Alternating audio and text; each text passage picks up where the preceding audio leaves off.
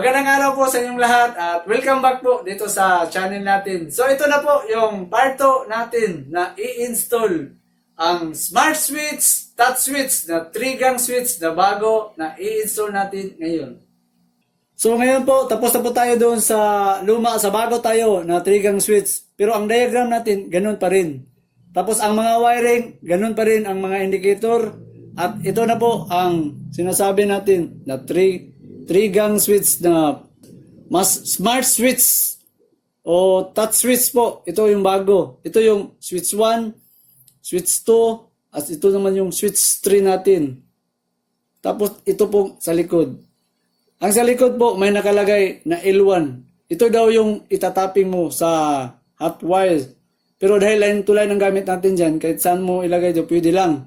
Tapos itong L1 nga nakalagay po dito, ito po ang indicator sa switch 1. Tapos itong L2, switch 2. At ito namang sa L3, yung switch 3 natin. So yung L1 dito, ito po yung umpisa dito. Ito po yung switch 1. Tapos yung L2, ito yung switch 2. Tapos itong pangatlo na 3-gang dito, yung L3. So, madali mo lang siyang mawiring kasi yun lang ang nakalagay. 4 na wire. So, ito namang L1, ito yung dito natin ilalagay yung diagram natin na black dito na L1. So, wiringan natin.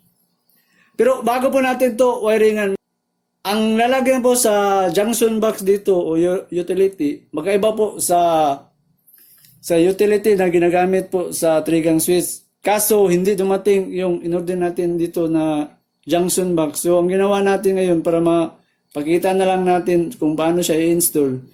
So, ginawa ko na rin kahit hindi po sakar yung fit ditong utility box. Pero importante, mag-demo natin kung paano magpa-function ang smart switch na ito. So, ang gagawin natin, wala po nagbago. Ganun pa rin ang diagram. Tapos, ang line niya po dito, susundin lang natin pa rin. Na yung L dito, yun ang magiging L1 natin. So, kukunin natin yung wire na L1. So, ito yung wire. May nakalagay L1. So, susundin lang natin itong diagram. So, dito mo lang ilagay. So, L1. Dito natin ilagay ang L1. Pero, bago po natin pala wiringan ito, ipakita ko muna dito sa loob. Sa loob dito, kailangan mo itong buksan kung ilalagay natin dito. So, ipakita ko muna. Ito, may nakikita kayong dalawang butas. Diyan natin bubuksan.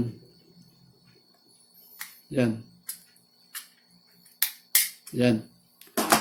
Kasi ang smart switch na ganito, glass po sa harapan. Tempered glass po, sabi ng nakakuan dito to. Tempered glass po daw ito. Pagkikita mo itong tempered glass, so ibig sabihin doon, kahit pala basa daw ang kamay, at hawakan mo dito, hindi ka basta makurinti kasi tempered glass. Saka ito po ang harapan sa smart switch natin. So may, pagbubukas po, makikita mo may dalawang, makikita dito ka magbubukas kasi dito ilalagay yung screw. Kaya nga kung matitingnan mo, square po ang design sa smart na switch, tapos yung luma natin naka-rectangular. Kaya magkaiba ang size. Pero may sarili po siyang utility box talaga. Kaya lang hindi dumating. So ginawa natin, nagpurso lang para tinuloy na lang natin para makita po sa mga kaludin natin na ito yung sinabi ng tempered glass na maganda na switch sa 3-gang switch.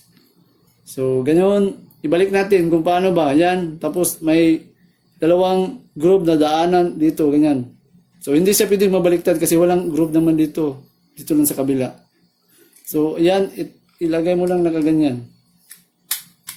Yan. Yan. Oh, okay na. Yan na po ang switch natin. So, wiringan po natin. So, madali lang siya. Ibig sabihin dito, ito yung L1, L2, L3 na nakalagay po sa likod. So, ibig sabihin, yung L1, yun ang switch 1 natin. So, dito tayo mag-upisa sa L1. So, ito, wire black ang ginagamit natin. So, may nakalagay L1. Kasi susundin na natin yung diagram dyan. So, L1, dito mo ilagay yung L1. So, dito L1. Yan.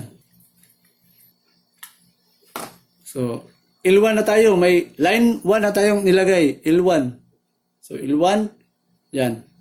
Tapos, dito naman tayo sa switch 1 na tayo. Mag-umpisa switch 1. itong switch 1. Oh. So, lalagyan na natin ng number 1 at saka L1. So, nakasiris naman lahat ito. So, dahil naman talaga black. So, dito natin ilagay.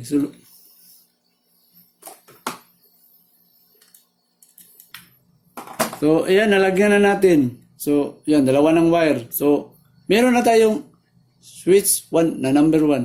So, dito tayo sa L2 na switch 2 natin na ilalagay. So, ito yung switch 2 natin. So, may numbering para hindi tayo mawala. So, luwagan muna natin ito. Isa na lang ang kulang natin. Kasi meron na 1. Yan, makikita naman yung 1, 2. So, isa na lang. So, ito yung number 3 na line 1 pa rin. Lahat naman sila black. Kaya, nakasiris lang sila lahat.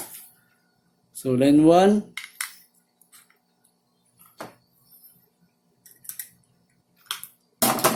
So, ayan, nalagyan na natin ng wire, 4 na wire. So, makikita naman dito, may marking tayo na L1, yung line 1. Tapos, yung L2 naman dito, number 1. Tapos, yung L2, number 2. At L3, number 3. So, lahat black. May marking dapat kasi mawala tayo sa wire, kasi magpareha po ang wire ginamit natin. So, ang gagawin natin, ganyan na po yung ngayon. Tapos, ilalagay natin dito. Pero, buksan natin ito para malagyan natin ng screw.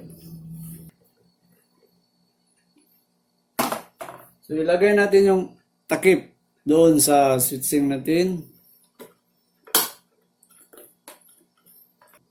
So, umpisahan po natin dito sa line 1 tayo mag-umpisa. Yung line 1, nakatap dito sa switching sa line 1 natin. So, ito yung line 1 natin nakalagay. So, may nakalagay line 1. Nakatap sa line 1 sa supply dito sa circuit breaker na line 1. So, ang line 1 natin, kulay black at kulay black rin dito sa kabila. Ito yung line 1 nakalagay.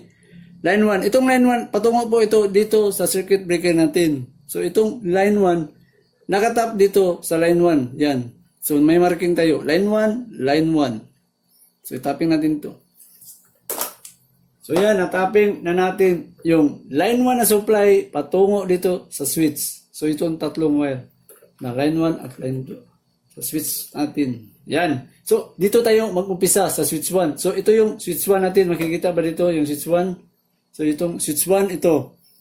So, sitin mo na natin. Ayan. Switch 1, ito yung switch 1 na nakalagay na number 1. So, 1. So, 1, makikita ito, switch 1. Nakatap siya sa line 1, sa lighting 1. May makikita mo nga L1. So, ito yung lighting 1. Tapos, L1. Kulay black. So, ito, kulay black. Ito yung 1. Kita mo naman, line 1. So, black.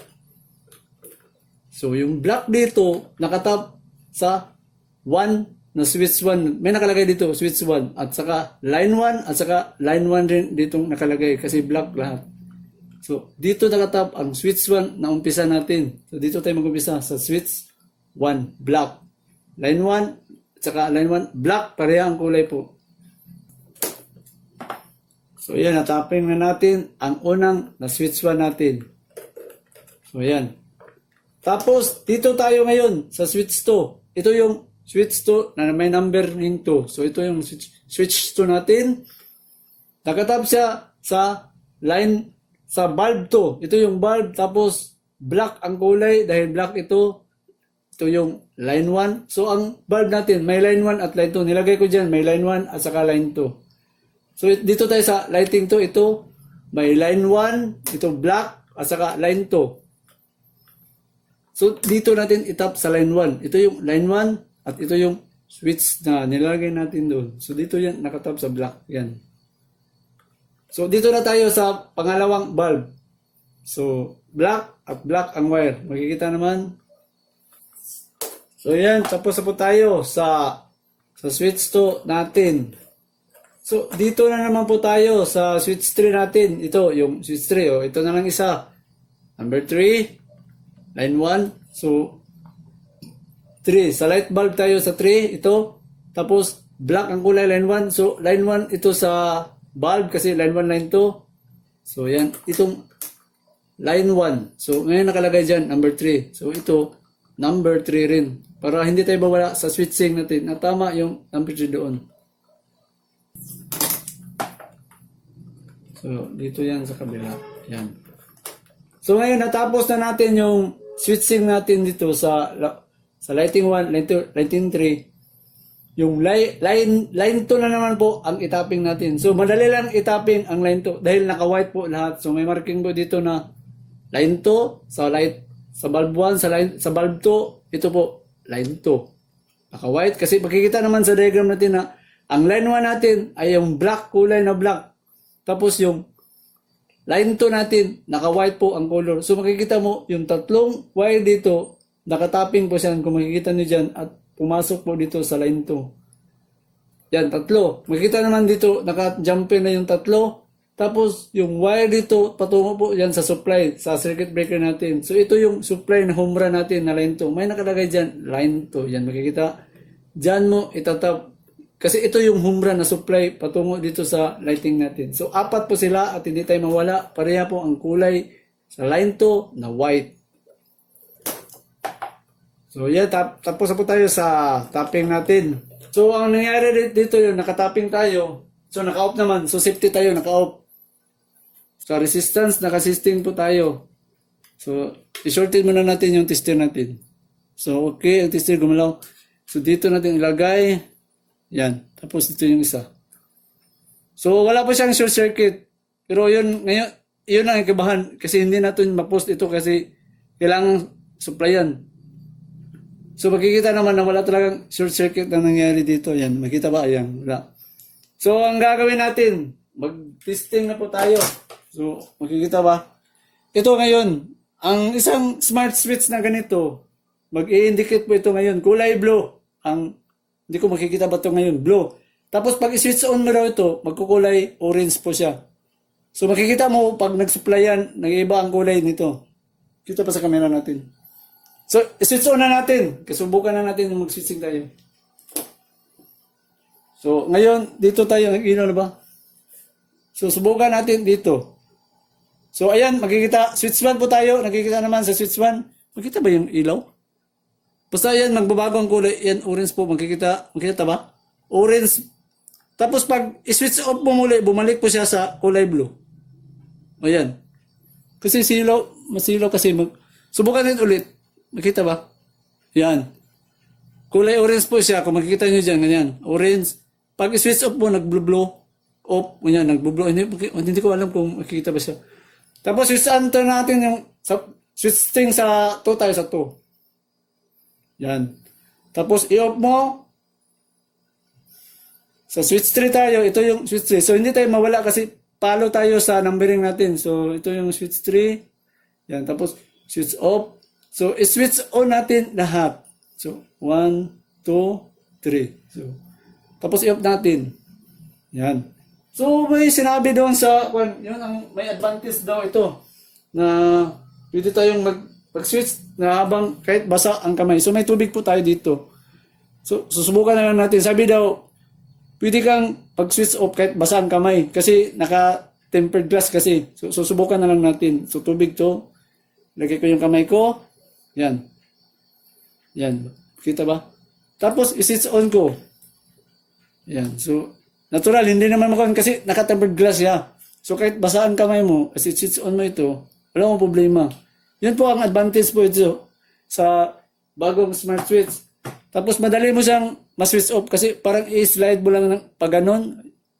Oh.